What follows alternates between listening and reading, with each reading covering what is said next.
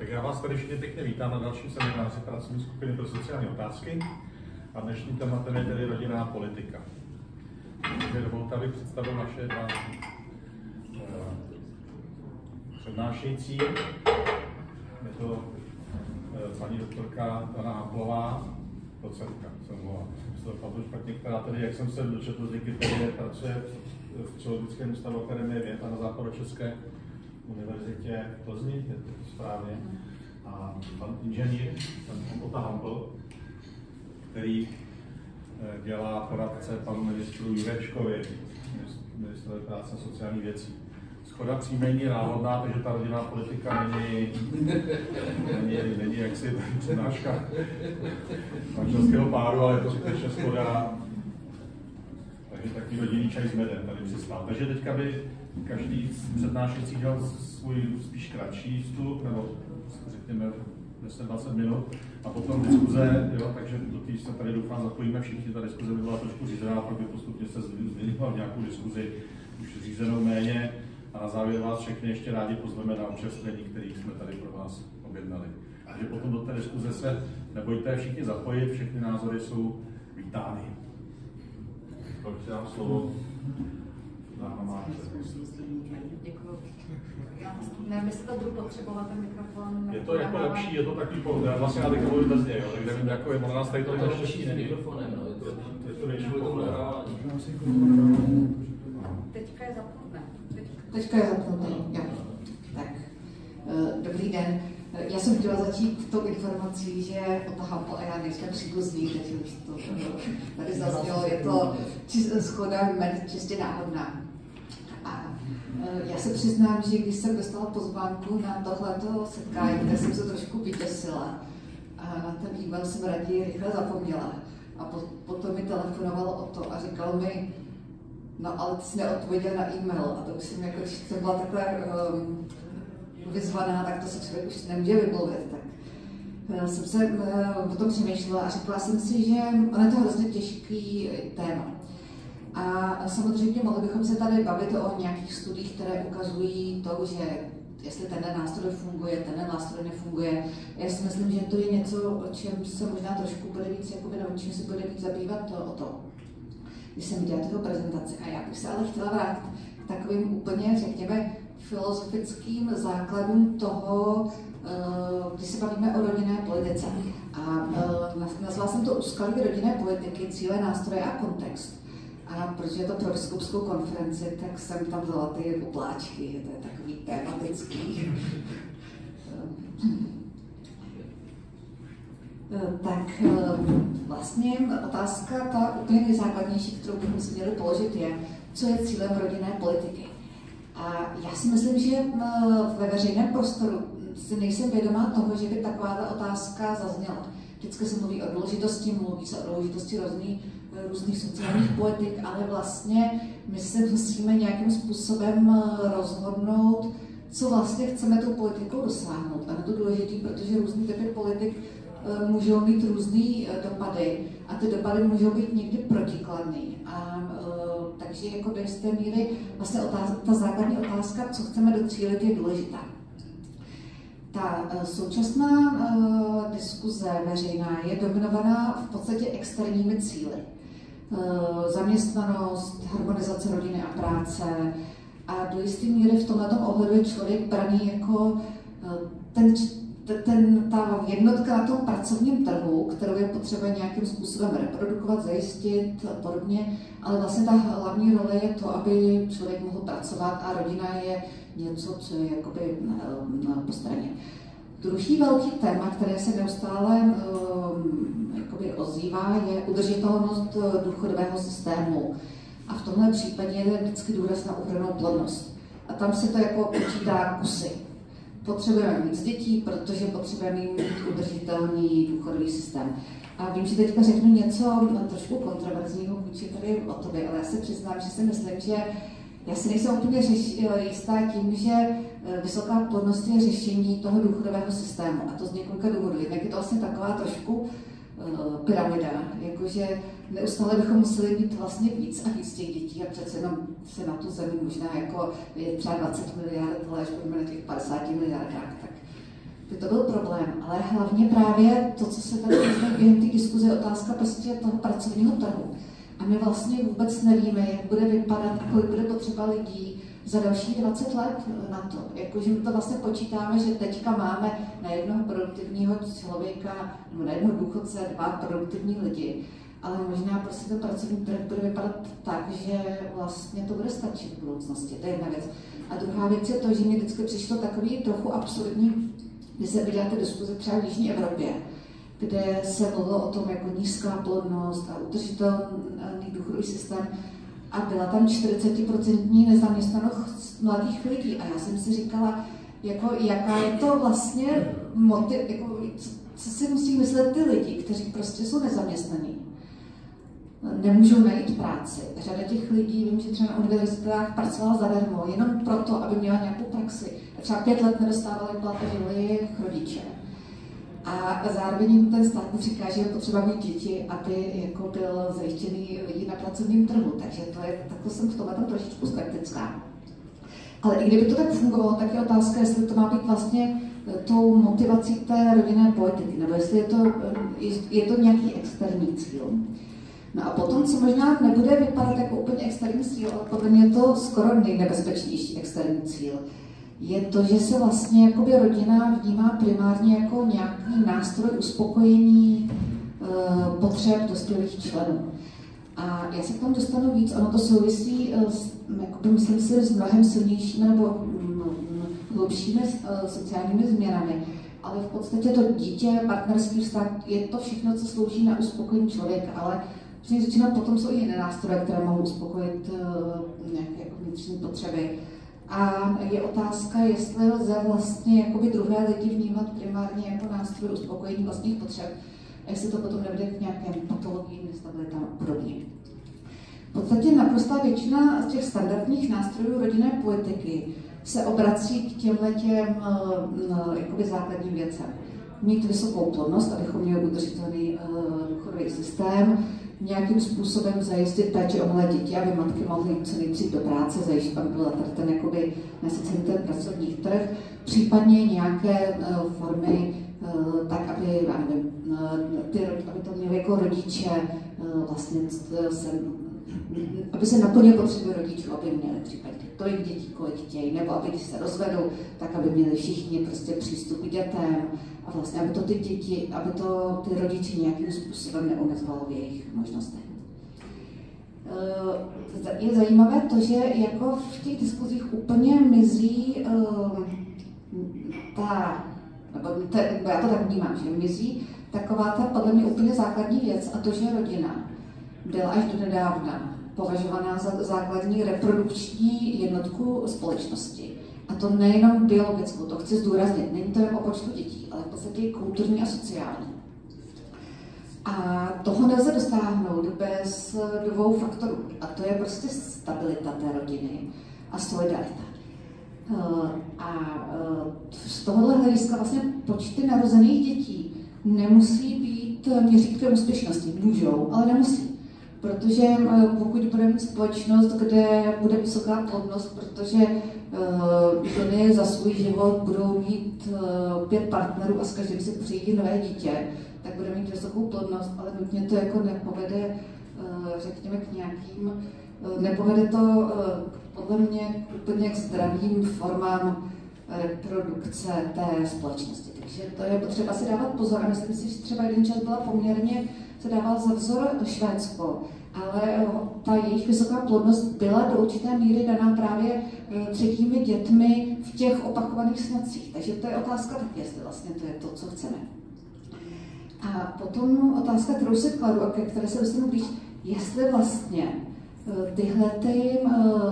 ten cíl nějaké komplexní rodinné politiky, který bude zajišťovat tu základní funkci rodiny jako reprodukční jednotky z hlediska kulturní, sociální, biologické reprodukce, není vlastně úplně kontrakulturní cíl v současné době. Jestli je to něco, co ta společnost chce, nebo jestli jako vlastně vytváříme nástroje, které jsou trošku jako superzní. Já se k tomu dostanu, co tím myslím. První bych možná řekla, že v V současné době existují faktory, které podporují stabilitu rodiny do určité míry a můžeme s nimi pracovat. Tím velkým faktorem je ekonomická stabilita rodiny. Tohle už je takový trošku starší graf, ale tohle jsou počty rozvodů, nebo ano, jsou to v podstatě, není to výběrové šetření, jsou to data z demografických statistik a jsou to podíly rozvedených manželství podle vzdělání muže a ženy do 10 let manželství. Tohle jsou data z roku 2005, takže vlastně lidi, kteří se vzali do 2005, jestli se do roku 2015 rozvedli. Kdybychom vzali ty další časové řady, tak vlastně ty trendy budou podobné. A tam je naprosto jednoznačný, že nejstabilnější jsou rodiny 2 vysokoškoláků. Dřív platilo, že třeba jako ženy vysokoškoláky se rozváděly více než ženy s nižším vzděláním. Dneska už to vůbec funguje. Obecně platí, že vzdělání každého z partnerů stabilizuje rodinu, ale hlavně jsou nejstabilnější ty rodiny 2 vysokoškoláků a ono to hodně souvisí se stabilitou pracovních dráh, s nějakým ekonomickým zajištěním a dalšími faktory, takže to je určitě důležité.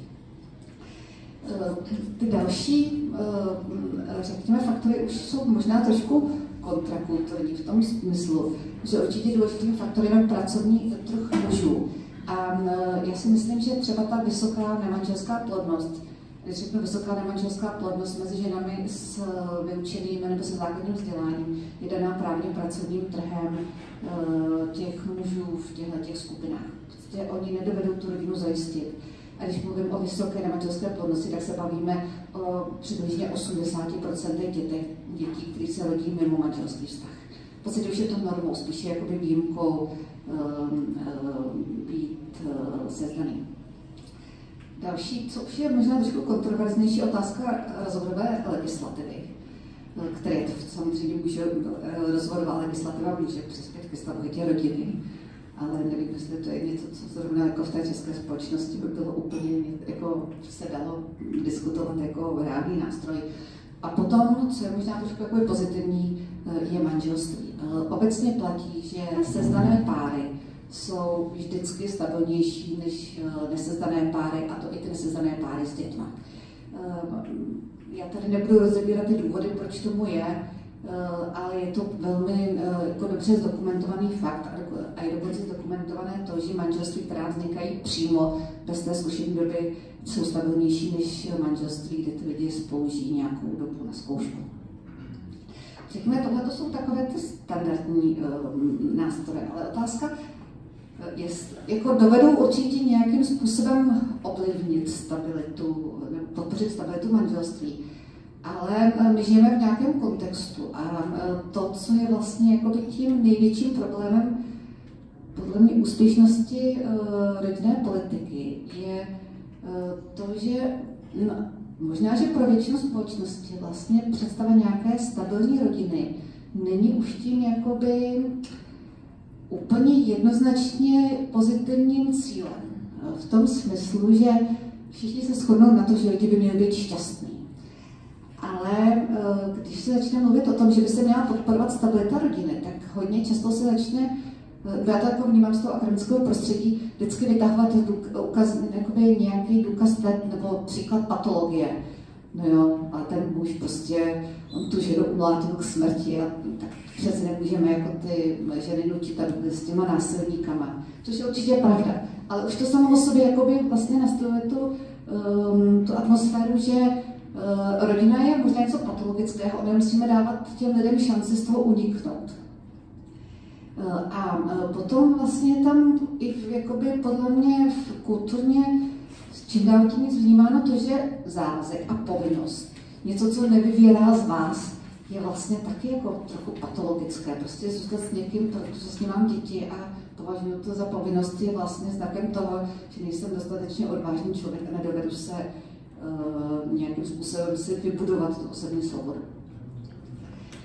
V sociologii na to máme několik různých teorií, teorie individualizace, čistý vztah Antony Giddence, možná jste se s ním setkali. Tam je jakoby zajímavé to, že třeba na Antonyho Giddence často odkazuje jako novináře, nebo se v těch veřejných diskuzích na něj odkazuje. A on, když mluví o tom čistém vztahu, tak to je ten ideál. To není něco, co je třeba jako patologického. A je to čistý vztah, protože ty lidi jsou s tím druhým člověkem jenom když chtějí a do té míry, dokud je to uspokojuje. A je zajímavé, že v celé té knize, kde on vlastně tohle prezentuje, se vůbec neobjevují děti, respektive se objevují v jedné, asi ve dvou větách, jako nějaký příklad nějakého kodependentního vztahu. Jako něco vlastně zvláštního. Protože to omezuje ten čistý vztah. Tyhle všechny teorie ale podle mě nejdou k jádru problému, a to je psychologizace moderního života a vzestup tzv. Psychoterapeutického člověka. Já bych vám doporučila teďka nedávnou knihu od Harryho Trumana, The Rise of Modern Self. Je to britský teolog, který vlastně jako popisuje to, co se stalo v dnešní společnosti. A v podstatě popisuje i to, do jaké míry to zasáhlo církev. A že do jisté míry vlastně ten současná demografická krize je primárně důsledkem nějakého posunu kulturního, který nám připadá vlastně jako přirozený, ale je to něco zcela specifického. On poukazuje na to, že všechny kultury a civilizace do poloviny 20. století obracely člověka k něčemu vnějšímu. Vlastně ta jeho identita byla budovaná ve vztahu k jiným lidem a předpokládá se, že člověk musí být nějakým způsobem socializován do té identity. A vychází z různých sociologických teorií, které ukazují, že vlastně to, na základě čeho byla ta jakoby lidská identita budovaná, se v průběhu času měnilo. Ve starověkém Řecku to byl politický člověk, který byl definovanou Tourový v polis. Během křesťanského středověku to byl náboženský člověk, který byl definovaný svým vztahem k Bohu. Řekněme v době průmyslové revoluce ten člověk byl definovaný vztahem jakoby k práci, jako nějaká ekonomická jednotka. A dneska je naší hlavní jako identitou, nebo to, z čeho se odvíjíme, naše vnitřní pocity a vlastně obrat sama k sobě. Už to vlastně připadá asi tak přirozené, že si to ani neuvědomujeme, ale v podstatě cílem moderního člověka je být šťastný. A štěstí je definované jako to, že se cítím dobře. Je to ten vnitřní prožitek. Když třeba americká ústava začíná tou preambulí, že právo každého člověka jít za svým štěstím, tak ty autoři v žádném případě nemysleli, že právem každého člověka je jít za tím, co v něm vyvolává příjemné pocity. Bylo to v podstatě představa štěstí, jako možnosti žít nějaký morální život a nebýt ovlivňován, nebýt jakoby omezován v tomhletom, ale byl to člověk, který byl stavěn v nějakých závazcích. A tohle to už dneska v podstatě my, když vnímáme štěstí, tak když se třeba tam studentů, co je být šťastný, tak se nestane, že by ty studenti jako neodkázali na něco, co se týká jakoby jejich pocitu, toho, co prožívají. Znamená to, že morálka a jednání jsou dané pocity. Problém je v tom, že pocity jsou patrně nejméně stabilní složkou naší společnosti. Je to něco, co se přirozeně mění. A je otázka, jestli lze vlastně dosáhnout něčeho stabilního v situaci, kdy tím hlavním vodítkem je to, jakým způsobem se cítíme, jak to prožíváme. A já se trochu obávám, že tohle je to jakoby kulturní nastavení naší společnosti. A já si jako neumím představit, jaký jakoby sociálně politický nástroj by tohle to mohlo změnit. Já si můžu představit, že by to mohla změnit nějaká hodně velká krize, která jako doufám, že nezažijeme. Ve stylu hodně velká krize, myslím, například válka, ale opravdu jako nějaký jako brutální, nebo nějaká opravdu brutální jako ekonomický kolaps. Protože třeba je zajímavé, že jedna z věcí, když se podíváme do 20. století, tak my jsme měli v české společnosti vždycky skoro největší plodnost v době nějakých velkých sociálních krizí. První velká vlastně, mimochodem, první jakoby pokles plodnosti byl za první republiky během velké hospodářské krize, kdy jsme se dostali pod tu jakoby základní míru reprodukce.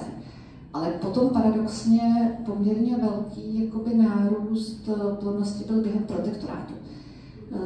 A zajímavé, někdy se to jakoby interpretuje jako snaha nějakým způsobem se třeba vyhnout totálnímu nasazení, což mohla být do určité míry pravda, že byste, ale on vlastně byl nárůst dětí v těch vyšších pořadí, takže to je otázka.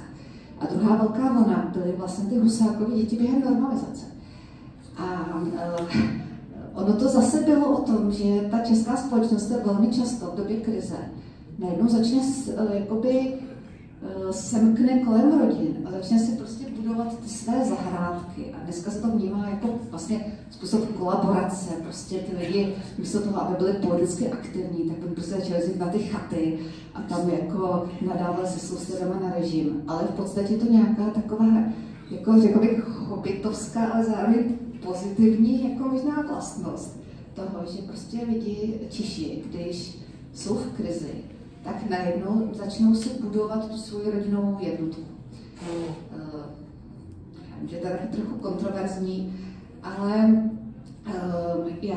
možná otázka, možná ta demografická krize je dala tím, že prostě si máme zatím hodně dobře a vlastně nemáme jakoby žádnou dostatečně velkou krizi.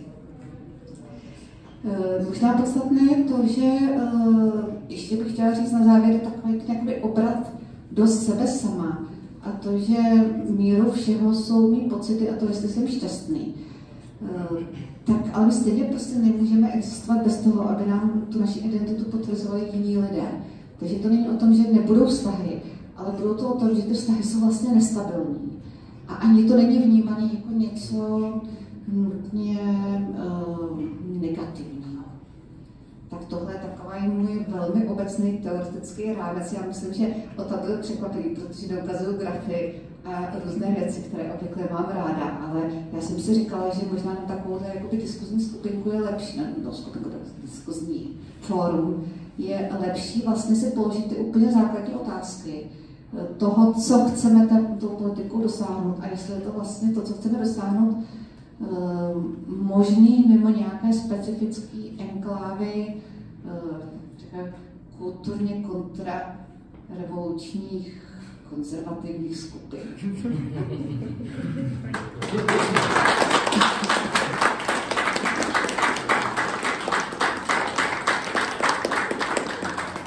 Děkujeme paní docentce, zapamatujte si všechny vaše náměty a otázky, protože pak se k ním dostaneme diskuzi, která bude bohatá, protože bude i mezigenerační, jsem rád, že tady reprezentuje různý skupiny obyvatelstva i věkový. Takže určitě se na tu diskuzi těším a teďka určitě svojí mírou kontroverze přispěje i Ocha.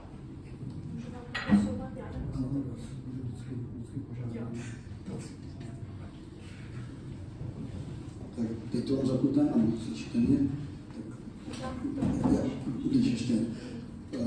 Já jsem moc rád, že Dana tady je, že tady přednesla to svou vystoupení. A já teda prozradím, že ona je také členkou expertní skupiny, kterou vlastně máme na Ministerstvu práce a sociálních věcí založenou. Právě řešíme otázku demografické krize a její příčiny a snažíme se nalézt způsoby řešení. A je hrozně dobře, že právě takhle multitýmově nebo multiprofesně založená, máme tam sociologii, psychologii, demografii, ekonomii, takže bez toho to asi nejde. Já myslím, že Dana řekla přesně, nebo ve většině věcí, jakoby to, co jsem očekával a co je podle mě ohromně přínosné, a to je opravdu ta role člověka a jeho místo, co je vlastně rodina a podobně.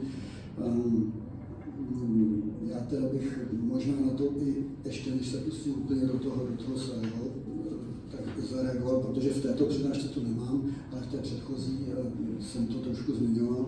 To je vlastně ten rozpor toho individualismu současných ekonomů, liberálních ekonomů a vůbec celého ekonomického principu rozpor s tím, že člověk je bytost vztahová. Člověk existuje jednak jako osoba a jako vztah zároveň. Tím je ostatně i dokonalým obrazem Božím, protože Bůh ho takto stvořil, aby se vlastně podobal, aby byl v jednotě několika osob spojených vzájemným vztahem. Čili tohle tom skutečně je zejména rodina tím nejlepším obrazem Boží Trojice. Je to vlastně tím obrazem té jednoty, Bůh stvořil člověka jako muže a ženu, ne jako muže nebo ženu, a teprve jako muž a žena v tom svém vztahu je vlastně člověk úplný a ty božské osoby jsou tři a vlastně do té rodiny se většinou také rodí další jako osoby. Vlastně je zajímavé, že ta osoba, respektive ten vztah na sebe nabírá podobu nové osoby a takhle vlastně pak ta rodina funguje. Já jsem se nechal pokřtít ve své dospělosti a co mě přesvědčilo, abych se pro křesťanství a víru rozhodl, tak bylo to, že jsem si v knížce od Clauda Tremontana Bible Antická tradice přečetl, že křesťan je zcela nové stvoření a že je to vlastně obrovská opovážlivost, opovržení hodná z hlediska třeba antické filozofie, co on si křesťan myslí teda. A to je vlastně to, že jednak nehledá absolutní štěstí, že si ani nemyslí, že by ho ospravedlňovala nějaká ctnost, ale že není ani nejmoudřejším filozofem, ale že vlastně nechce nic víc ani nic méně, než být přijat za syna do Boží Trojice a mít vlastně podíl na tomto životě. Takže my vlastně bychom si mohli i tady stavit na sebe jako život Boží Trojice a říkat si, jak podobně teda funguje rodina, nebo i na rodině si modelovat, jak třeba může fungovat Boží Trojice. Jsou to samozřejmě, jsou to všechno příběhy, jsou to všechno obrazy, protože tajemství Boží Trojice, jak Augustín či kdo říkal, ten malý chlapeček mu to řekl, tak obrovské tajemství, že je pro nás neuchopitelné. Ale přes tyto určité obrazy může být další věc, co mě teda zaujalo, to je v knize Láska a manželství od Louise Evelyho, ona už je stará z 50. let minulého století, ale myslím, že v mnoha věcích je stále moderní, skvělá, vynikající, tak on tam říká, děti, mnoho mužů má děti, ale málo dětí má otce. No a teď tam vlastně vysvětluje tu roli a tu důležitost vlastně otcovství a tím zároveň hovoří o mateřství, protože to je vlastně zcela jakoby v určitém smyslu zaměnitelný. Ne v těch rolích, ale spíš v tom vztahu té připoutelnosti a toho i ty odvahy k utrpení a ty závislosti vlastně na tom narozeném dítěti. No, čili tím on říká, že to je vlastně nejhlubší náboženský zážitek, jaký můžete mít, jaký můžete zažít. A tedy tím pádem je lidský, protože Bůh je člověk, je stvořen k obrazu Božímu, takže tam je vlastně, jo, ale o nějakých příjemných pocitech se tam vysloveně nemluví, teda, jo, samozřejmě, že ty tam také občas jsou, ale spíš se tam hovoří o té viděnosti, o té závislosti, o té naplněnosti života. A on tohle to říká ale mnichům, jo? To znamená, že i jim říká, vy se musíte stát také otci. Jo? A řeholním sestrám, vy se musíte stát matkami v tom duchovním smyslu. Čili otcovství a rodina mohou být duchovní i tělesné. A to bylo jakby nad rámec toho mýho vstupu tady, ale pokusil jsem se tím navázat trošku na to, o čem hovořila Dana. A jako určitě je to jedna z věcí, která teda z toho nějakým způsobem krásně souvisí velice. A tak, děkuju. Čili... To si myslím, že ještě jako čas máme, jenom je potřeba, aby jsme pak měli čas taky na tu diskuzi. Jo? Díky. Čili... Jasný. Také určitě je potřeba souhlasit s tím, co tady říkala Dana. Cílem rodinné politiky není za každou cenu držet nějakou plodnost. Ta plodnost je až na konci. Prostě jde o to, aby skutečně byly vytvořeny takové podmínky, aby rodiny mohly naplnit svá očekávání. Aby mohly mít taky svá očekávání ohledně jednak toho svého stavu i počtu dětí, A taky ten čas oni na sebe potřebují, protože jinak ty zaměstnanci se rozpadají, když na sebe rodiny nemají dost času. Velice pochybné je takové tvrzení, zda nějaké opatření je efektivní nebo není efektivní z hlediska rodinné politiky. Tak jen tím měřítkem efektivnosti skutečně není to, jestli se narodí víc nebo méně dětí, ale tím měřítkem efektivnosti, jestli se podaří vlastně pro rodiny, pro jejich kvalitní život a i pro jejich stabilitu, což je taky důležitá věc, vytvořit dostatečné podmínky, to souvisí s ekonomickými podmínkami. A ta určitá úhrnná plodnost nebo porodnost je vlastně až úplně na konci toho výsledku. Ale je to skutečně o celé té řadě těch faktorů. Je teda pravda, že teď jsme, co nám vyplývá z těch výzkumů, tak ty důvody toho současného poklesu úhrnné plodnosti jsou opravdu především ekonomické. To znamená, že jednak lidé mají děti později, když by si přáli, a ten propad úhrnné plodnosti pokračuje. Je zajímavé, v tom roce 2021 jsme měli úhrnnou plodnost 1,83, takže jsme byli úplně na špičce Evropy. Jsme měli stejnou úhrnnou plodnost jako Francie tehdy. A teď jsme vlastně poklesli během 3 let na 1,35, což je teda odhad z roku 2024. Samozřejmě je tady několik věcí, které si zjistilo, že rodičovství nemá tak silnou normativní oporu. Ale zase já bych to vnímal i z toho pohledu, že to může být i pozitivní v tom, že když teda se přečteme to následující, že děti jsou tím nejkrásnějším, co mě v životě potkalo, to řeklo 97% rodičů. A zároveň teda jako mít partnera a rodinu je pro naprostou většinu, přes 90% lidí tím nejdůležitějším, co pro ně znamená. Tak to spíš vypadá, že opravdu lidé jdou za těmi vnitřními hodnotami a záleží ale o to více, jestli stát vytvoří příznivé podmínky nebo ne. Tak je to o tom, že i když některé třeba ty pobídky nebo opatření jsou ekonomického charakteru, tak tím stát jasně říká, co je podstatné, co je důležité, na čemu záleží. No, takže když třeba byla ještě kdysi přednedávném společné zdanění manželů nebo novomanželské půjčky, nebo třeba i sleva na manželku, tak to vlastně tím stát jako jasně říkal, pozor, to manželství je důležité. No, hodnoty jsou, jak vyplývá i z křesťanství, vlastně jsou konkrétní, nejsou abstraktní. Vždycky se vztahují ke konkrétnímu člověku a ke konkrétní pomoci, ke konkrétnímu opatření. Tak, co je teda pozitivní, lidé v čele si stále přejí v průměru 2,1 dítěte. To znamená, že někteří třeba neplánují, se nepřejí žádné dítě, někteří si přejí třeba 3, někteří třeba 7, někteří 2, někteří 1.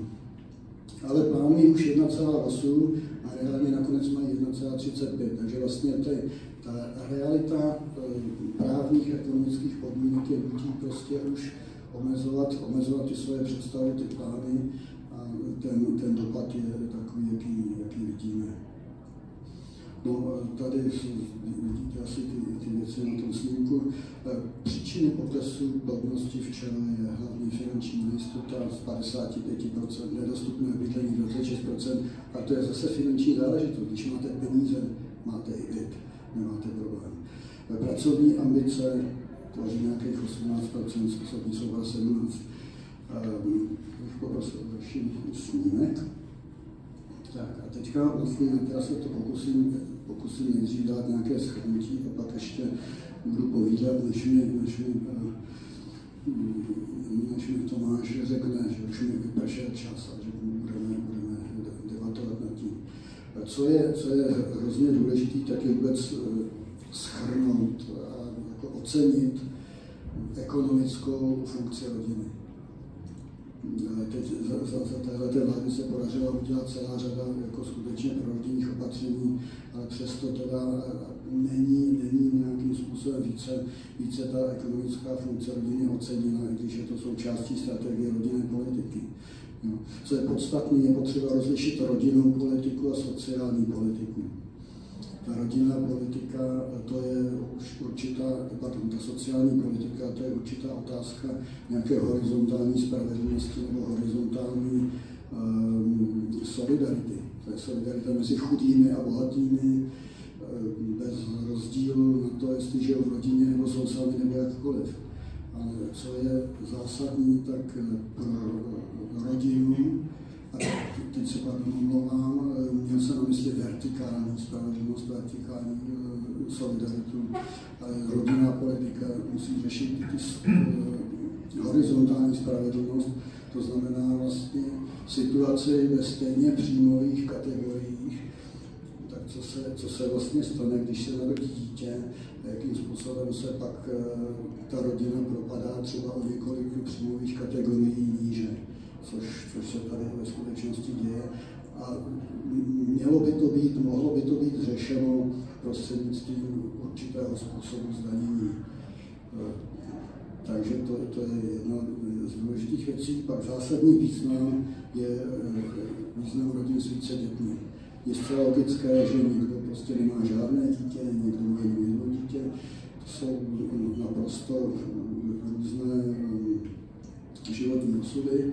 Třeba svatý František si přece postavil několik sněhuláků a řekl si, tohle je moje žena, tohle jsou moje děti a ty svatý Františku by si o ně měl starat. To není tvoje role, ty máš následovat Pána Ježíše, vzít na sebe kříž a prostě on zasvětil svůj život tím, že pomáhal nemocným, malomocným a podobně.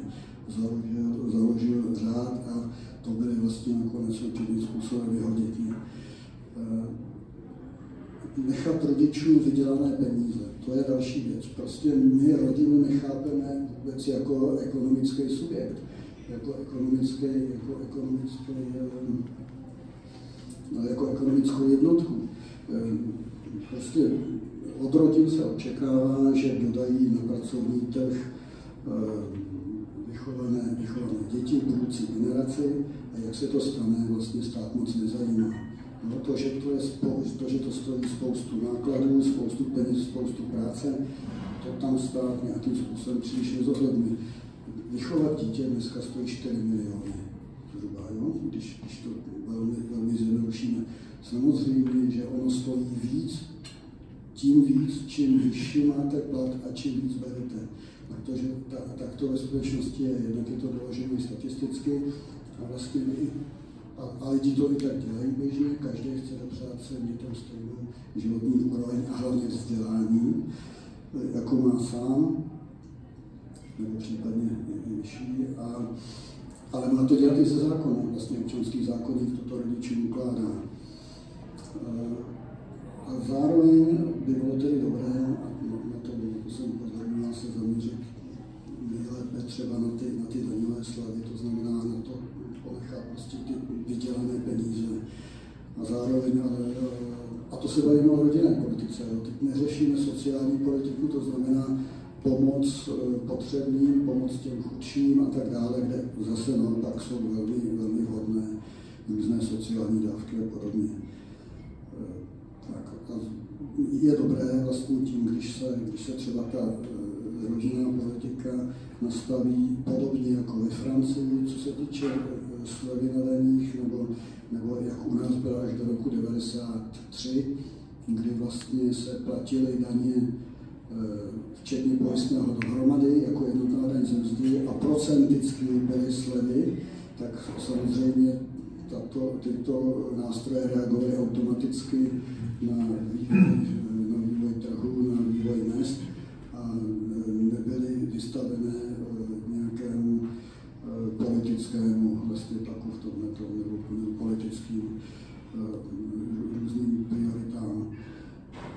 A co je teda podstatné, a to určitě souvisí s tím, o čem hovořila tady Dana, a to je podpořit to společenské ocenění rodiny, kvality vztahů, tím stabilitu rodin, zdůraznit ocenit čas a práci, která byla věnována rodinnému rozvoji vztahu. Tady vidíme vlastně číselně doloženo to, o čem jsem před chvílí hovořil. Vidíme, že nejvíce si teda nemohou dovolit děti z finančních důvodů, dále z prostorových důvodů, což ale se opět finanční důvody zejména, a potom třeba nejistý svět a podobně. Je tam samozřejmě celá řada i dalších věcí, které taky musím brát v úvahu. Poprosil bych o další snímek a tady je zase vidět, že nejvíce zejména je tady právě ta ekonomická nejistota, nedostupnost bydlení také, ale vlastně ta netlačí třeba úplně tolik všechny rodiny a podobně. A zase je hodně spojená právě s tou ekonomickou situací. A pak je tady samozřejmě celá řada věcí, té neflexibility práce, kariérní ambice a podobně. Ale vidět, že ty věci jsou zdaleka tak důležité a významné, jako ty, co jsou tady zmíněné. Kolik mám času? 5 minut ještě. Já bych poprosil o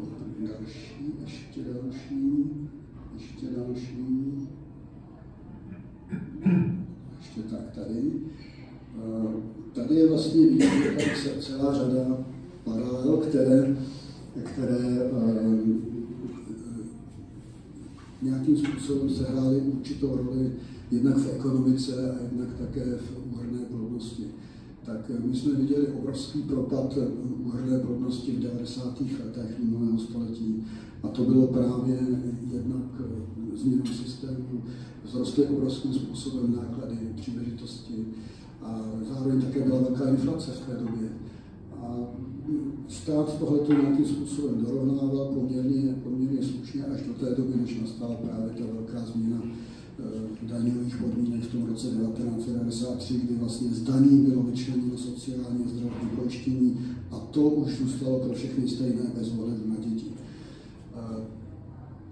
Čili tam došlo, zároveň došlo teda k tomu, že z toho procentického vyjádření těch slev na daních se vlastně stala pevná částka, která se vlastně ukázala, závislá na vůli politiků a která se zvyšovala poměrně hodně málo. Dokonce byly i teorie, že vlastně slevy na daních do daní nepatří, že vlastně finanční aspekty, respektive, že daně by měla řešit finanční aspekty, že to není součást rodinné politiky, jo? Že rodinná politika má být řešena pouze sociální politikou a tam nastává právě ten velký problém. Podobná situace nastala tady v letech 2009 až 2013, nečekaný pokles za hospodářské krize, kdy demografové toto vůbec nečekali. Vy tam pak budete mít dispozici tu prezentaci, tak vlastně tam si můžete přečíst, jak o tom hovoří třeba různí demografové, Milan Kučera a další, Jiřina Kocourková a podobně. Ten Milan Kučera tam říká, že příští generace, vnuci a naši vnuci to nepochopí, že jsme vůbec dopustili takovéto nastavení ve společnosti, že došlo k takovému velkému demografickému zadlužení, ke kterému u nás došlo. Jsou doložené další věci, tady Francie po roce 2014, kde došlo teda k trvalému poklesu úhrnné plodnosti v důsledku opět úsporných opatření. Tak jednak je doloženo vlastně konkrétní, jsou tam citace tady, kdy došlo k poklesu na změnu rodinných opatření, které se opět staly testovanými opatřeními, nikoliv plošnými. Tady bych ještě chtěl zmínit, že vlastně i u nás do roku 1993, možná 6, nevím přesně ten rok, byly i přídavky na děti plošné. To znamená, vlastně byly pro všechny rodiny, pro všechny rodiče a zvyšovaly se s počtem dětí. Tak a zároveň ale k čemu teda došlo? Zároveň došlo k výraznému zastropování daňových slev v rámci rodinné daně. Takže vlastně Francie byla do roku 2012 považována za zemi s nejlepší rodinnou politikou, s nejkomplexnější, právě tím, že oni mají splitting koeficient, rodinný koeficient, kdy příjem rodiny dělí počtem členů rodiny, první 2 děti počítají za půl, jo, a pak všechny další za jednotku, otec, matka taky za jednotku, a tím vydělí příjem a teprve z toho pak počítají dále zjednodušeně řečeno. Přesněji se z toho oni zařadí tímto příjmem do nějaké progresivní daňové skupiny, takže tím ta rodina spadne do hodně nižší vlastně procentické skupiny, co se týče daní. Zároveň ale teda se zvýšila i průměrná odpracovaná doba rodičů. No, to znamená, rodiče byli jakoby vyhnáni od rodin, aby mnohem více pracovali. Já musím říct, že to je i moje osobní zkušenost z těch 90. let, kdy já bych prostě uživil tu rodinu 4 děti, tak jsem musel hodně víc pracovat, než jsem pracoval do té doby. Opustil jsem svou práci tehdy na ministerstvu zemědělství a šel jsem do soukromého sektoru a jezdil po projektech od večera, od rána do večera. Takže čas, ale to říkají rodiče i teďka, že čas je komodita, která rodičům nejvíce trpí, nejvíce chybí. Tak, co je další? Skandinávské země po roce 2010. Do té doby byla nejvíce vychvalovaná, oslavovaná politika, která se byla založena na rovnosti mužů a žen, v tom smyslu, že tam byly činěny i opatření, různé nepřenositelné dávky a podobně, až téměř na úrovni administrativních zásahů do rodin, ale samozřejmě podpora školek a všeho toho zase velmi pozitivního. Co se týče slaďování práce a rodiny, tak jak ta rodina to potřebuje, ale nezaměřili se na právě na ty slevy na daních, na tyhle věci a právě, že od toho roku 2010 jim ta rodinná plodnost začala velice klesat. Dokonce zjišťovali v Norsku, čím to je, a tam se pak stalo to, že vlastně v důsledku toho obrovského úsilí o rovnost už zase muži naopak nechtěli mít děti. Bránili se tomu, protože jim to kazilo jejich kariéru. Znám to, čím třeba argumentují nás ženy, tak tam argumentovali muži. A problém je prostě ten, že se jaksi to nerovné postavení mezi rodinami a domácnostmi bez dětí přesunulo jakoby do vztahu muž a žena. A tím to vlastně jako se nevyřeší. Důležité je, že tam chybí to ocenění nákladů a práce rodičů a rodin. Tak to je asi tady dále můžeme říct, že naopak v letech u nás v letech 2014 až 2021 byl velký růst úhrnné plodnosti, následoval jako širokou celé řady rodinných opatření, takže tam došlo ke zvýšení slev na daních, zejména pro 2. a 3. děti, takže to podpořilo větší rodiny. Zároveň se zavedlo třeba školkovné, zakládaly se dětské skupiny, vytvářely se lesní školky a celkově obecně prostě se o rodinách mluvilo hodně. Rodinná politika byla velkým tématem vůbec veřejných debat, veřejných diskuzí, a to i v rámci důchodového systému. A následně tedy máme v letech 20 až 24 prudký pokles té úhrnné plodnosti, je to kombinace všech faktorů, řady faktorů, o kterých jsme se bavili, která jsou tam jasně vidět, i ty ekonomické podmínky. Já teď nevím, jestli možná je dobrý čas to ukončit, případně v diskuzi můžu ukázat na nějaké grafy nebo snímky, případně vy je tam budete mít, protože prezentace odloží. Takže já vám děkuji za pozornost.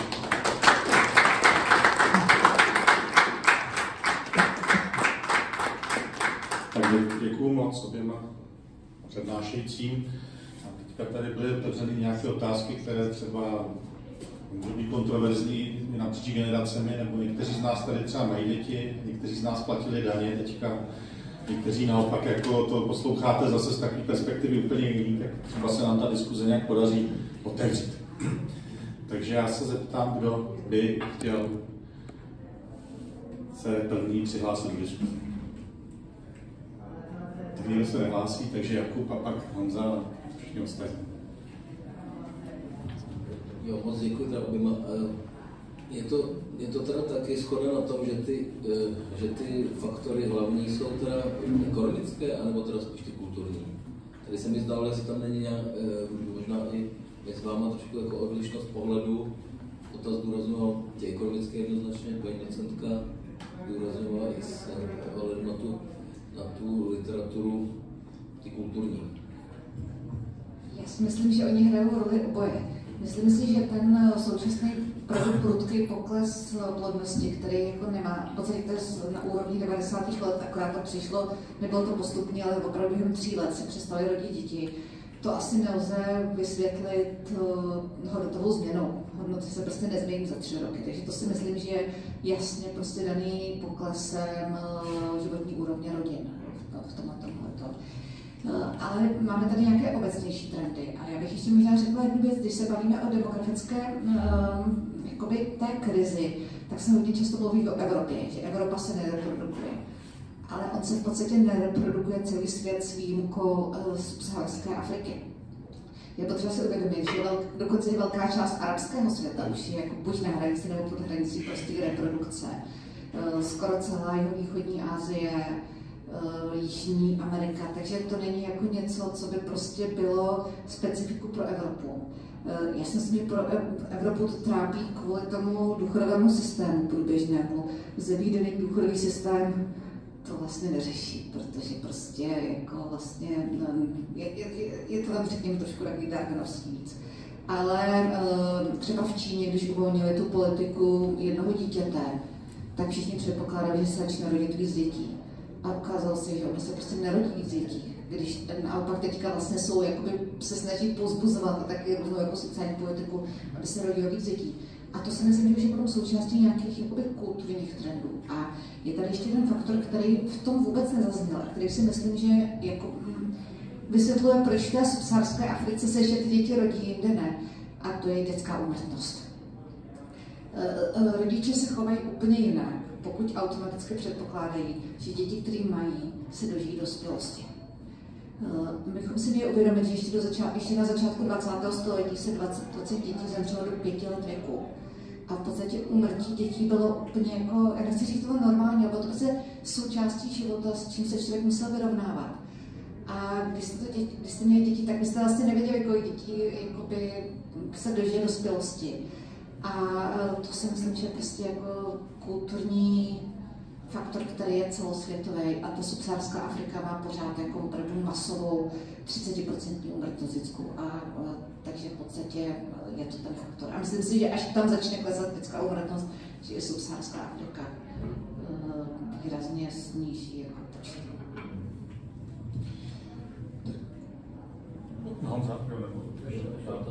Já bych na to rád zareagoval ještě v tom smyslu, že to jsou vlastně věci, které se nevylučují, nebo které jdou vlastně spolu. Stát prostě tím, do čeho dává peníze, tak taky ukazuje, co je pro něj důležitý, co považuje za kulturně důležitý, a tím se ta kultura vlastně spolu vytváří. No, takže to je... podle mě to spolu souvisí obrovsky. Jo? I to, jak předtím Dana říkala, prostě to, že tady pracovní trh, jak si vítězí rodinou, že vlastně neustále slyšíte v televizi, v novinách, všude možné, o čem hovoří liberální ekonomové, to je samý dosahování vyššího zisku a hlavně pracovní kariéra.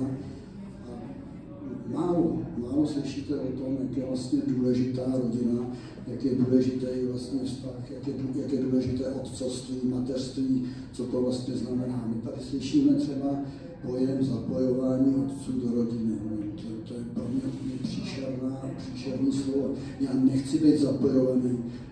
Já prostě už jsem dávno od profesora Matějčka, od všech těch odborníků, psychologů věděl, že prostě to, co dáte dítěti do 3 let, je to nejdůležitější, co se odnese do svého života. Takže prostě jako rodiče, zodpovědní rodiče, nebo ty, kteří chtějí pro své děti to nejlepší, tak prostě chtějí být co nejvíc tou rodinou a chtějí prostě být i u těch dětí prakticky od toho začátku. Jo? Ale to, co nás vyhání od těch rodin, to je právě ta nutnost uživit ty rodiny za těch nevýhodných podmínek vlastně vůči srovnání vlastně s bezdětnými. A ukázalo se to. Já jsem to teda poznal na své zkušenosti, ale vlastně to potvrdila i ta vědecká studie z té Francie, kde došlo vlastně k obdobné situaci. Já navážu tady na to, co říkala i paní docentka, i pan inženýr Hampl. Co se týká té mnohosti faktorů, které ovlivňují třeba ten pokles porodnosti v roce 2022, tak můžeme se bavit o tom, že je tady vliv covidu, nebo nejistota, která souvisí třeba s covidem, s imigrací, s válkou na Ukrajině a podobně, ale tady ta mnohost i pohledu na to, z jakých my se na to díváme tady různě, jak jsme třeba generačně, tak my jsme se tady po sobě podívali my jako Husákovi děti a mně přijde naprosto logický. Co se týče toho, nevím, jestli někdo nemá třeba nějaká jiná data, ale co se týče toho, že nejvyšší porodnost nebo vysoká porodnost byla v druhé polovině 70. let, tak což jsme tady my, několik nás jako zástupci této generace, tak my jsme prostě většinou měli děti mezi 30. a 40. rokem svého života. Takže ať už má někdo 2 děti, 4 nebo 6, tak my jako nebudeme mít, my jsme většinou tím, že bylo víc možností studia, cestování, práce, tak jsme většinou neměli první děti někdy ve 22, v 18, v 25, ale až kolem té 30 a samozřejmě nebudeme mít jako další děti v 50 nebo v 55, že? Takže to, že ta porodnost klesá potom v roce 2022, tak podle mě výrazným faktorem je to, že populačně silné ročníky zkrátka kolem roku 2020 se dostali do věku 40+ a už prostě tu rodinu mají, co se týče počtu dětí, dobudovanou. To tak určitě úplně není. Je to samozřejmě částečně, ale ty data jsou úhrnná plodnost. A to je přepočítaný na počet žen v plodném věku. Takže když je tam menší počet žen, jsou tam ty slabší ročníky, tak v podstatě se to tom přizpůsobuje. Takže to není o tom, že by teďka jakoby nesouvisí to vlastně s tím, jak silná je populace rodičů nebo ne. Jsou to v podstatě jakoby, ona je to mimochodem teoretická míra tabulková. Ono to není tak, že by se rodilo v průměru 1,3 dětí. Je to prostě teoretická míra při současné míře plodnosti v jednotlivých věcích, kolik by se na závěr jakoby, života narodilo dětí. Tak poměrně komplikované. Takže tohle v tom úplně nehraje roli. Ale samozřejmě prostě třeba ten covid v tom, že ty děti, které vyrůstaly jako nebo prožili část toho jako teenagerských let v covidu, možná se chovají jinak, taky o tom my prostě nevíme. Tak děkuju. Já bych dal teďka právě slovo, jsem rád, že se hlásí tady. Tak i ta otázka je zajímavá, jestli třeba nějaké prvky té rodinné politiky by třeba někoho z vás ještě rodinu nemáte, stimulovali k tomu, abyste si ji založili, že? Ale to není ta otázka. Já bych měla 2 otázky. První, jestli si myslíte, že může mít vliv na porodnost to, že víc žijeme v rámci nukleárních rodin a že už nežijeme třeba mezigeneračně, že bych já měla děti a bydla s matkou, s tetou, která by tam mohla být a mohla mi aktivně pomáhat s tou výchovou těch dětí. A ta druhá věc je, jestli tam není třeba faktor toho, že klesá porodnost lidí, třeba mužů, protože sledujeme hodně těch vlivů environmentálních, jako různý ty endokrinní disruptory v plastech a podobně. Takže vlastně může být nějaká zdravotní stránka, že lidi mají víc problémů těhotnět i kvůli antikoncepci a podobně. To je určitě důležitý, to je věc, která se moc nediskutuje, ale roste podíl lidí, kteří jsou nedobrovolně bezdětní a on to souvisí možná řekněme, s nějakými environmentálními faktory, ale to souvisí i s tím odkladem do vyššího věku. Že najednou prostě člověk třeba zjistí, že už ve 30 prostě není tak plodný, jako byl v těch 20. A potom je to vlastně jakoby zdravotní problém. A je to zdravotní problém, který ty lidi neočekávali. Oni jako, možná je to i o tom, že vidí ty celebrity, kteří mají ty děti hodně pozdě, říkají si, no v pohodě, já mám ještě čas, chtějí děti a není to tak, že by je nechtěli, nebo že by si nemohli dovolit, ale mají pocit, že ještě mají čas, ještě to není a potom se ukáže, že už nemají. No, já bych tam jenom doplnil k tomu to, že vlastně i my jsme žili už prakticky v nukleárních rodinách, jo, s tím, že prostě ty péče jako od těch rodičů moc nebylo, jo, takže protože oni už pracovali taky déle a podobně, takže tam si myslím, že tam není o mnoho větší jakoby změna v tomhle. Já bych teďka se zapojil i já do diskuze, protože já trošku souhlasím s tím, že my to, co dnes považujeme někde za tradiční rodinu, tak podle mě považujeme trošku nesprávně za to tu nukleární rodinu. Jo? Protože dřív, a teďka, když se podíváte třeba do historie svých rodin, což je takový nejbližší příklad, ale i třeba do těch dat demografických a ekonomických, tak ta míra dožití byla strašně nízká. Umíraly malé děti, ale prostě ještě na začátku toho století, že předtím, než přišla průmyslová revoluce, abyste to tady zmiňovala, paní docentko, tak ta míra dožití byla třeba 40 let. To znamená, ty rodiny ani nukleární být nemohly, protože zpravidla byl jeden člověk mrtvý už. Třetina žen umírala při porodu, až do první republiky, nebo nevím, teďka z hlavy, neznám samozřejmě ta přesná data, ale vím, že jsem byl překvapen, když jsem to viděl. A prostě byla vysoká pravděpodobnost, že jeden z rodičů je mrtvý. A že ty rodiny nebyly nukleární, prostě řada lidí se oženit nebo vdát ani nemohla. Pomáhala prostě s péčí jakoby těm, kteří měli to štěstí a vdát se mohli. Takže já si myslím, a ještě podle mě ještě v mojí generaci, jakoby ta nukleární rodina taky nebyla, ještě řada z nás prostě má tu zkušenost, že vychovala spíš babička, nebo a ten otec vždycky tam byl taky jako nepřítomný. Jo? Tady si myslím, ta zkušenost Otova, kdy on říkal, že ten otec tam měl být přítomný v té rodině, že to je určitě hezký a všichni bychom to chtěli. Ale myslím, že je to šťastný období těch dětí, kteří zažili to, že ten otec s nima byl doma. Byl ten pozdní komunismus, kdy ty lidi nebyli tak pracovně vytížený a měli prostě možnost strávit víc času vlastně v té nukleární rodině. Takže já si myslím, že my se v tom ideálu paradoxně vztahujeme k období 80. let, které jaksi bylo v tomto ohledu ideálně, ale z úplně jako pochromaných důvodů. To je jako můj názor, ale tím jsem se pokusil trošku navázat na tu úvahu o té nukleární rodině. Jste mi nahrál. Tím se zabývá historická demografie a to je to komplikovanější. Do jisté míry ta představa těch rozvětvených rodin v našem geografickém prostoru je historický mýtus, který vznikl v 19. století. Evropa byla, řekněme, od nějakého 15. století. No, od 15. století máme matriky, kdy to můžeme jako poměrně dobře zdokumentovat. Rozdělena na dvě části podél tzv. Heinalovy linie, která vedla zhruba od Petrohradu k Terstu. A na západ bylo tzv. Západoevropské sňatkové chování a na východě bylo východoevropské sňatkové chování. A pro ten západoevropský model, kam my jsme spadali, ale třeba Slovensko už bylo podobnější tomu východoevropskému, byla typická. Vysoký podíl celoživotně svobodných lidí. To byli ty lidi, kteří byli ve službě a pomáhali třeba v těch domácnostech. To byli lidi, kteří se nemohli nebo ženit nebo dát. A tím hlavním faktorem bylo to, že se typickým způsobem zakládání rodiny byla neolokace. To znamená, že oni se naopak stěhovali. Oni, když zakládali tu ekonomickou jednotku, museli být ekonomicky samostatní. A to vedlo k tomu, že velká část populace se nebrala a byl tam poměrně vysoký sňatkový věk. To je taky něco, co úplně nevíme. Ono mimochodem ještě za první republiky se dospělosti, teda za první republiky, za Rakouska-Uherska se dospělosti dosahovalo ve 24 letech. To byl věk plnoletosti.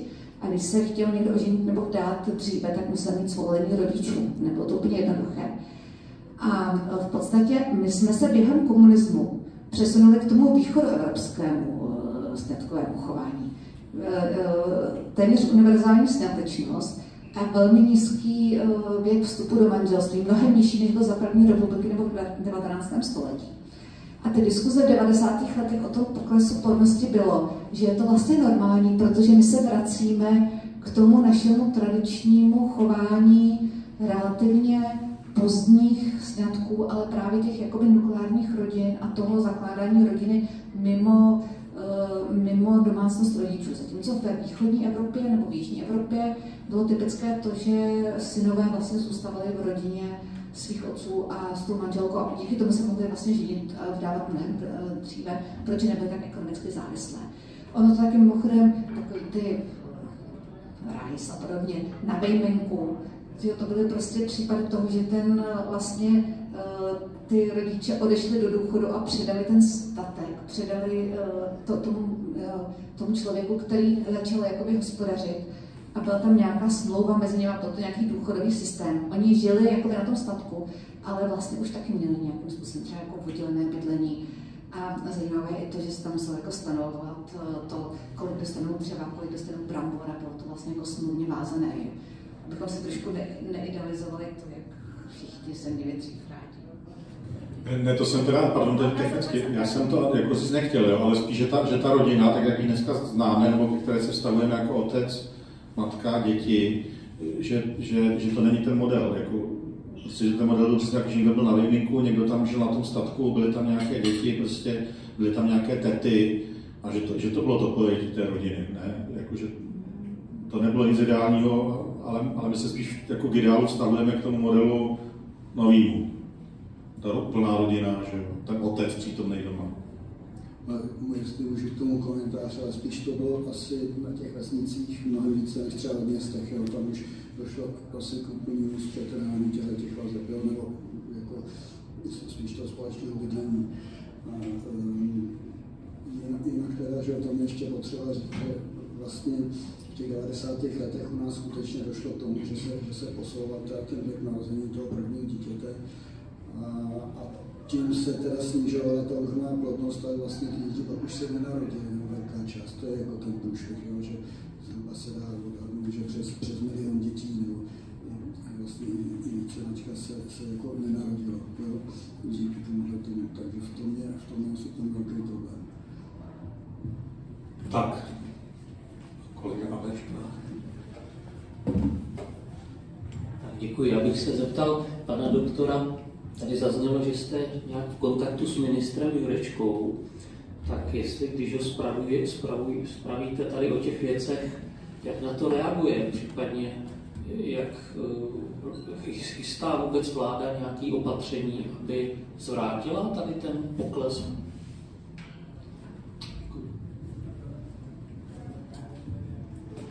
Tak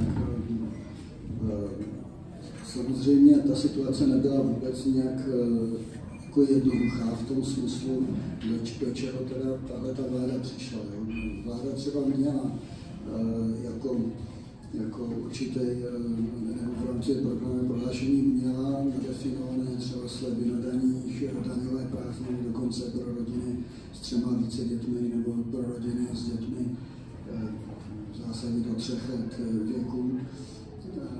Nicméně prostě ta vláda zdědila tak teda rozebraný rozpočet, že v takovém deficitu, že nebylo úplně možné toto všechno udělat, nehledě na to, že potom vlastně přišla ještě situace s Ukrajinou, válka na Ukrajině, energetická krize, obrovská inflace, takže vlastně ty finanční prostředky na tohleto v tuhle chvíli nebyly. Jo, ale rozhodně teda se udělala celá řada opatření typu slaďování práce a rodiny v tom smyslu, že se zavedla podpora částečných úvazků. To znamená, to je to, aby rodiče měli víc času na svých děti. Zavedla se, zvýšil se teda příspěvek rodičovský, to znamená pro matky do 3 let věku dítěte. Dále se teďka provedla revize dávek nějakým způsobem tak, aby se zaměřila více na ty potřebné a podpořila práci, ale tomu já říkám, tohle je spíš otázka sociální politiky. Jo, to není otázka té rodinné politiky, která by zasáhla tu drtivou většinu všech rodin. Takže tady v tomto směru podpořila se práce z domova a vůbec jako ta flexibilita způsobu práce a pracovní doby, tam se udělalo hodně. No, ale mám za to, že teď vlastně je taky ten čas ta debata vést politickou diskuzi o tom a možná se to bude týkat už spíš třeba těch volebních programů, jak mají vypadat, co vlastně v těch volebních programech má být obsaženo. To je vlastně, dá se říct odpověď, nebo když tak se ještě zeptejte, ale prostě taková situace. Jako rozumím tomu správně, že ta vláda jakoby je pro rodina, akorát prostě třeba neměli prostředky na realizaci těch opatření. Tak je tam určitě i velká debata o tom, jak má vlastně ta rodinná politika vypadat. Obecně ta vláda je pro rodina, ale třeba jsou některé strany, které podporují třeba víc zvýšení slevy na poplatníka. Ale fakticky, když si uvědomíme, tak když zvýšíte slevy na poplatníka, tak tím rodinám příliš nepomůžete. Jo? To znamená, tím pomůžete více bezdětným, protože rodiče musí tu slevu rozpočítat ještě na děti. A k tomu vlastně, když to si uvědomíte, to se ještě stále stalo na základě zákona, který byl schválen ještě za předchozí vlády. Že tam vlastně v roce 2022 byla znovu ještě znova zvednuta zvýšená sleva na poplatníka. Čili tam je potřeba vnímat i tuhletu polohu toho vlastně těch nákladů příležitostí. Co se stane ve stejně příjmové domácnosti, když se narodí dítě. Jakým způsobem to ovlivní. Takže tak díky za odpověď. Tak další, kdo má otázku, prosím. Děkuji.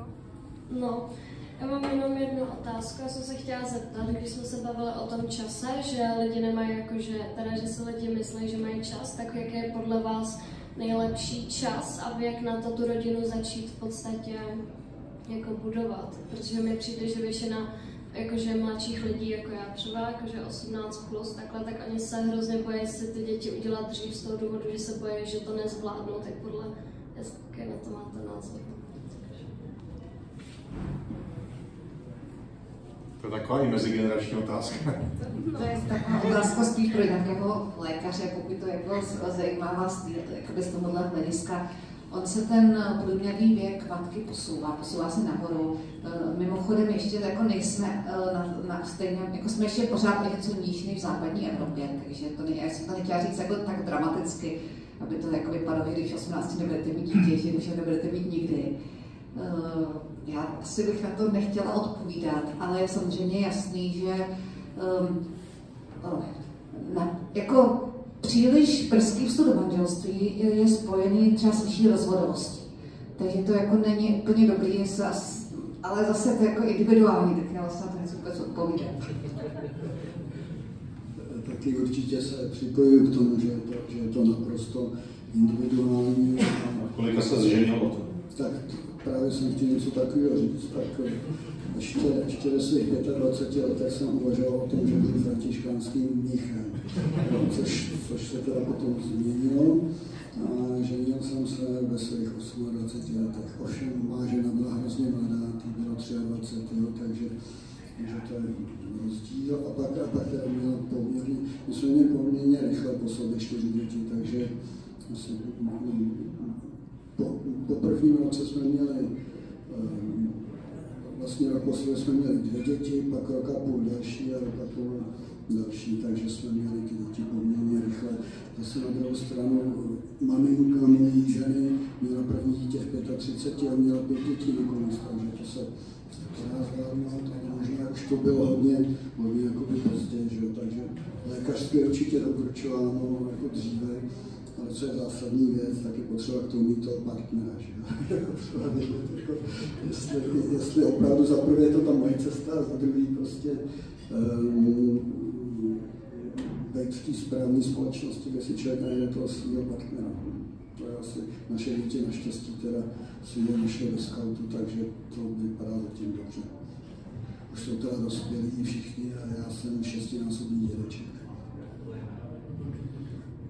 No já bych tomu dodal, že někdo, kdo má hodně dětí, tak cítí povolání být františkánským mnichem, až potom se vychovává.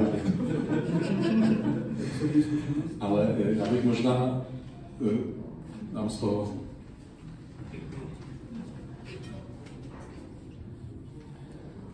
Mě ještě zaujala teda slova paní docentky, z kterých vyvozují takový možná i nepřijatelný závěry, ale to skoro vypadá, že nějaká stabilní rodina je základ národní bezpečnosti. Já bych to rozvedl v tom smyslu, vy jste vlastně říkala, že jde i určitou kulturní reprodukci a ta je stabilnější v těch rodinách, které nějak fungují. To znamená, ty rodiny, které jaksi nefungují nebo se rozloží, tak ty děti potom jsou nějak, řekněme, hodnotově méně odolné nebo civilizačně, kulturně nějak jaksi nestabilnější a potom se stávají vlastně problematičtí, možná třeba v tom, že se s nimi dá snadněji manipulovat, možná tady pak nastupuje škola, možná nějaká jako většinová společnost a různé obchodní triky na manipulaci. A ta společnost je potom celkově z hlediska nějaké technologie moci mnohem snáze ovlivnitelná, než potom ta společnost, kde jsou teda nějak ty lidi stabilněji vychování. No a pak je tady vlastně ta otázka, že ono to vlastně vyhovuje mnohým strategiím, tady podporovat vlastně tu nestabilní rodinu, podporovat takovou tu lehkost života, která potom zakládá i tu emoční nevyrovnanost. To znamená, ty lidi jsou mnohem lépe říditelný skrz nějaký neviditelný impulzy, že je ve společnosti. A tak spíš mě zajímá, jestli vůbec si někdo uvědomuje, když se dneska mluví tak o té bezpečnosti, že v souvislosti s různými třeba i virtuálními hrozbami, tak nakolik vlastně se tohleto stává tématem, že ta rodina je něco víc než jenom nějaká reprodukce s ohledem na důchodový systém. Vlastně to, co vy jste zmínila, ta kulturní reprodukce, to je něco, co skoro člověk neslyší. Jo? To v tom veřejném prostoru vůbec nezaznívá. Vůbec jako toto téma vůbec jako naprosto nezaznívá. Já jsem neslyšel, že by vystoupil nějaký ministr, předseda vlády nebo nějaký vysoký ústavní činitel, že by apeloval v tomto smyslu na společnost. To je téma, které vlastně neexistuje. To je téma, které je tady někde skoro disentní téma, řekněme. Tak jenom možná pár podnětů, tak to děkuji. Já se pokusím o velmi rychlou odpověď, protože jsem koukala, že bych tady to neprodlužovala. Tam je zajímavé to, že v té mainstreamové sociologii nebo obecně sociálních vědách je to přesně tohleto, ale je to vlastně jako přirozený právě hodnotově naopak. V tom smyslu, že rodina, že vlastně to, že rodina něco předává dětem, tak to důsledkem toho jsou sociální nerovnosti, protože jsou děti, které vyrůstají v lepších rodinách a jsou děti, které vyrůstají v horších rodinách a je to vlastně nespravedlivý. A pokud máme teda jako vytvořit rovnou společnost, tak je potřeba, aby děti měly stejnou šanci. A například jako, to je právě ten skandinávský příklad, tam je běžné, že děti odcházejí, se dávají do školky v podstatě ve 12 měsících nebo do jeslí. A byly tam případy toho, kdy nebo třeba část imigrantů to nechtěla dělat. Bylo to v dobách, kde tam, řekněme, ta imigrace byla něco menší a byl tam trochu větší jakoby kontrola. A dokud tam byly soudy, které říkali, ne, prostě děti musí chodit do školky, protože vlastně jesle, ty jesle jsou způsobem, jak vyrovnat sociální nerovnosti a jak vlastně, a to je součástí té diskuze tady u nás, jako jak by měla být dlouhá ta rodičovská, tak kromě toho, že to jako poškozuje ženy na pracovním trhu a podobně. Tak ty argumenty jsou takové, že vlastně čím díl je to dítě v rodině, tím víc ta rodina má vliv a tím víc jsou tam víc to vede k sociálním nerovnostem. Takže je to vlastně vnímané jako negativně a je to vnímané tak, že by bylo právě potřeba jako v rámci rovnosti nějakým způsobem všem dětem zajistit to samé, ale to nezajistíme, pokud bude vlastně rodina hrát velkou roli. Myslím, že jsem vám jako na to odpověděla. To je zajímavá větev další. Ale je to v podstatě jakoby nějakým způsobem negativně otočené to, že by bylo ideální, aby vlastně stát měl čím dál tím větší kontrolu nad výchovou dětí, protože to je vlastně jediný způsob, jak dosáhnout budoucí rovnosti. Díky. Tady se dívám. Chcete mluvit? Ne? Děkuji za přednášku a vlastně můj dotaz je v tom, jestli náhodou není chyba ze strany státu podporovat jako ty neúplné rodiny, řekněme třeba těhotné ženy, které jsou mimo rodinu, nebo ty ženy, které jsou v rozvodu a s jedním dítětem, než podporovat tu rodinu jakožto v tom začátku té rodiny.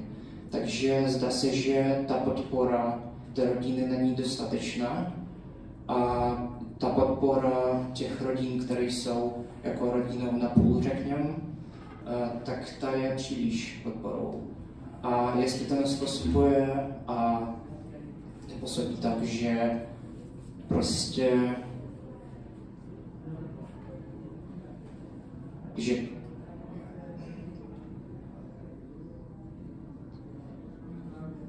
že ta neúplná rodina, že to se může stát pohnutkou pro tu rodinu se stát neúplnou rodinou, nebo jak to říct. No, já bych si na to takhle dovolil zareagovat. Určitě i v tom prostoru, i politicky uslyšíte prostě celou řadu různých názorů na tyhle ty věci. Velice často se říká, že je potřeba podporovat samoživitelky a tedy.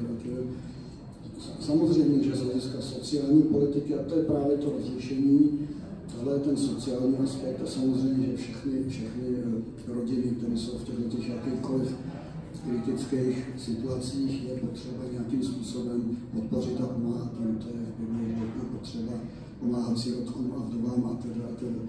Takže to je jedna věc. Ale co si myslím, že by bylo potřeba ještě více zdůrazňovat a více o tom hovořit, to je právě ta podpora těch úplných rodin a vlastně těch optimálních, kde je otec i matka.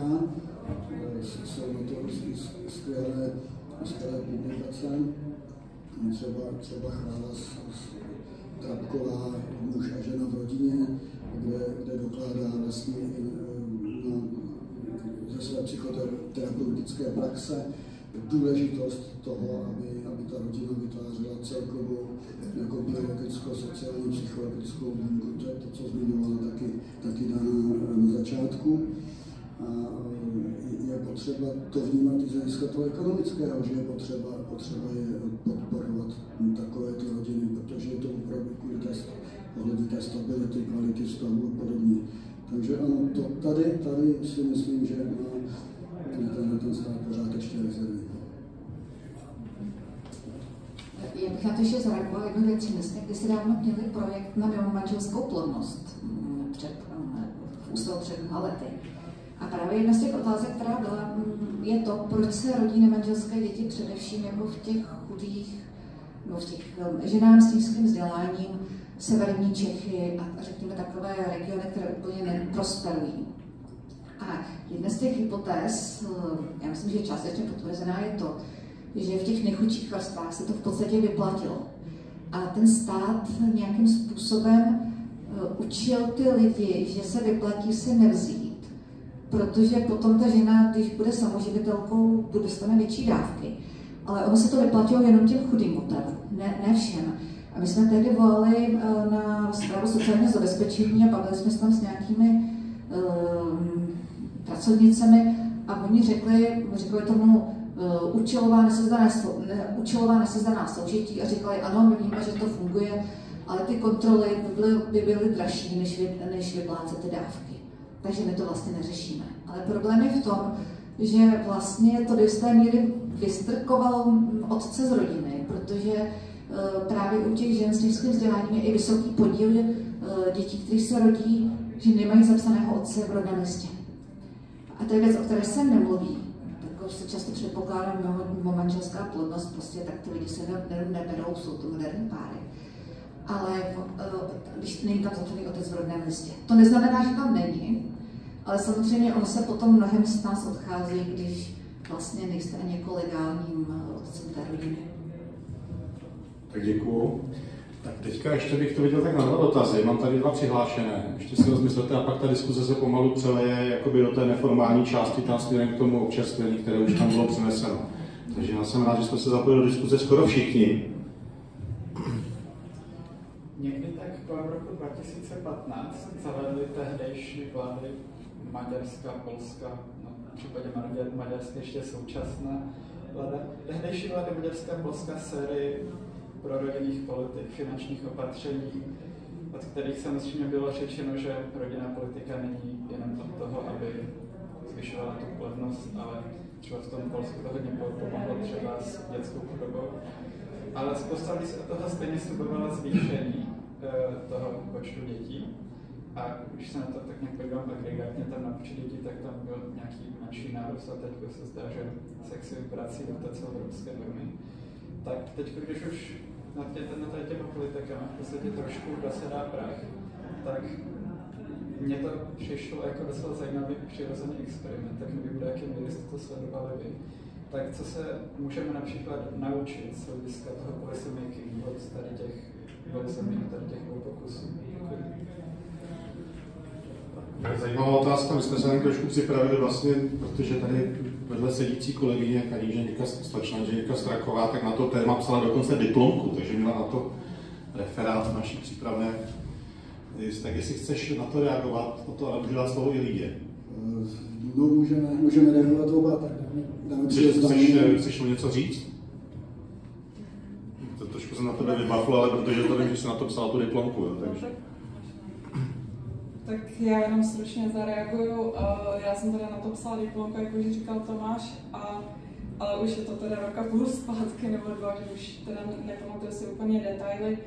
Nicméně v Polsku tam se jim ta rodinná politika jakoby nepovedla úplně, protože tam klesá porodnost od roku 2016, mám pocit. A jakoby teďka už vlastně jsou na čísle 1,2 aktuálně jakoby dětí na ženu, což už jakoby bohužel je fakt jako fatální docela pro to Polsko, bych řekla. V Maďarsku tam se jim to jakoby víc drželo stabilně, tam je teďka 1,5 dítěte na ženu, možná pořád, takže tam je to jako lepší, nicméně tam vlastně ten nárůst jako porodnosti očekávaný taky nebyl, tam vlastně co se podařilo zvednout, tak byla jakoby sňatečnost. To se jako zvedla hodně, takže teďka vlastně Maďarsko má nejvyšší míru sňatečnosti v celé Evropě. I když původně jako na tom bylo vlastně podobně jako tady třeba postkomunistické státy. A snížila se rozvodovost, takže vlastně tam jsou taky jakoby na špici vlastně v té opačné jakoby straně. No, takže asi tak, a nevím, jestli se Martina ještě k tomu něco.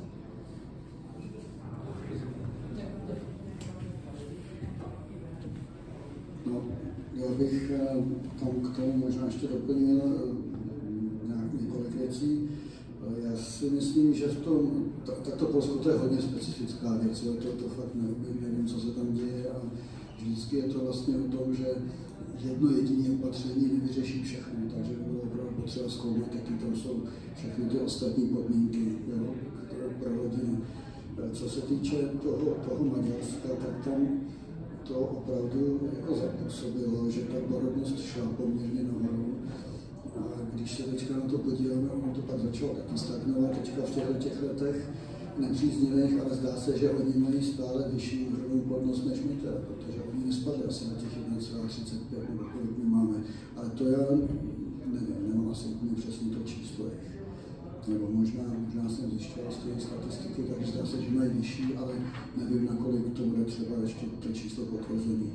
Ale zase, že by i z tohoto pohledu bychom se mohli podívat jakoby na to zvyšování těch slev na daních a celou tu rodinnou politiku, která vlastně u nás byla po tom roce 2015, no 2014-2015, kde vlastně ta podpora rodin vlastně s pomocí těch slev na daních se zvyšovala, ta úhrnná plodnost se taky zvyšovala A teď najednou bychom si mohli říct, no ale teď vlastně klesá, jo? Ale proč klesá? No, protože vlastně to, co se tehdy dosáhlo, tak zvrátila do značné míry ta inflace a dneska ty slevy na daních jsou o 30% fakticky nižší zhruba, jo? Protože veškeré náklady vzrostly o hodně. Takže je zajímavé, že vlastně v těchto hodnoceních se často i OECD teda tam píše, že ano, ta politika třeba zapůsobila, ale krátkodobě, ale zároveň si zmiňuje, že třeba prostě ty pevně stanovené částky už se nezvyšovaly spolu s inflací, anebo že se od ní nakonec upustilo, jo? Takže je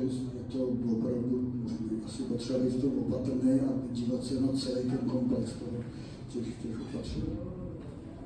Jenom malá poznámka, protože jsem si uvědomil, že to tady nezaznělo v tom Maďarsku poslednou částí. Byly tam i ty slevy, ale poslednou částí bylo umožnění toho bydlení. Jo? To znamená ty hypotéky strašně levný. A to nás zase přivádí k tomu, že to je něco, co se třeba v té naší politice vůbec neřeší. Že? A nás ty diskuze k tomu pořád vedou. Vlastně to bydlení je obrovský problém rizikový i psychologický pro ty mladé rodiny nebo prostě pro mladé lidi, aby se do toho odvážili. Takže to myslím, stojí za to nějak vypíchnout. Máte ještě někdo příspěvek? Takže to bude poslední teďka otázka a potom už vás pozvu k neformální diskuzi na tady dozadu. Já na té neformální diskuze přidám ještě jednu věc k tomu bydlení. No, ale jako přemýšlení a k diskuzi potom. Tady zazníval hodně ten pohled té prorodinné politiky z pohledu toho státu. Jako co se týče souvislosti s důchodovým systémem, s udržitelností, co se týče daňových slev a podobných nástrojů. Já bych k tomu přidal pohled jako z praktické politiky, z té komunální úrovně, kde není cílem takový ten velký pohled na to, jak se bude vyvíjet třeba ta míra úhrnné plodnosti v průběhu desetiletí a podobně, s myšlenkou na to, aby stát a společnost fungovala i za 10, 20, 50, 100 let. A ten pohled jako praktické každodenní nebo praktické komunální politiky je třeba ten, že jde o toho spokojeného občana v tom smyslu, jako mít třeba dostatek míst ve školkách, mít takové školy, aby lidé měli pocit, že to vzdělávání a ten směr, kterým se jejich děti vydají, má smysl, třeba dostatek míst na středních školách a podobně. Takže to k tomu přidávám jenom ještě jako takovou drobnost. Samozřejmě ještě věci typu podpůrné organizace jako pedagogicko-psychologické poradny, zdravotnická zařízení a podobně. Prostě jenom to přidávám, protože to tady ještě nezaznělo. A chtěl bych poděkovat všem, že jste se zúčastnili debaty. Já bych na to rád ještě teda zareagoval, to je samozřejmě velice důležitá věc a to i teda z hlediska vlády, co se teda podařilo, takže se zavedly ty sousedské dětské skupiny, zároveň teda se podařilo jako vybudovat obrovské množství dalších dětských skupin, školek a tam teda by to pro tu komunální úroveň bylo kontroverzní, ale tam se vlastně podařilo prosadit, abych to nerad říkal nějaká sankce, ale spíš protože vlastně, řekl bych, náhradní plnění za to, když ta obec nedokáže vlastně tu školku pro ty rodiny zajistit, že vlastně platí těch 5 000 nebo kolik tam od 3 letech. Že tohle to zajistí a vlastně sankce to není, protože to by byla ve prospěch státu, ale tohle je vlastně platba ve prospěch té rodiny, která si hodně za ty peníze může zajistit nějaké náhradní hlídání. Nevím, jestli to bude stačit nebo ne, ale každopádně je to nějaká motivační. A pak teda ty školky, jako je potřeba jednak reagovat, že na to, že vlastně tady byl nějaký předpoklad počtů lidí, žáků, kteří budou nastupovat do škol, do střední školy a podobně. Teď zase naopak může hrozit do budoucna to, že by ty školky mohly být vytížený, že by se mohly rušit, že to se může týkat i porodních oddělení nebo z dalších věcí. Takže tam bychom se měli snažit právě, aby teda se maximálně vyrovnávala ta demografická situace. Tak díky, jestli ještě dáma poslední slovo. Já už je to celý hrozně komplikovaný. Takže děkujeme ještě jednou.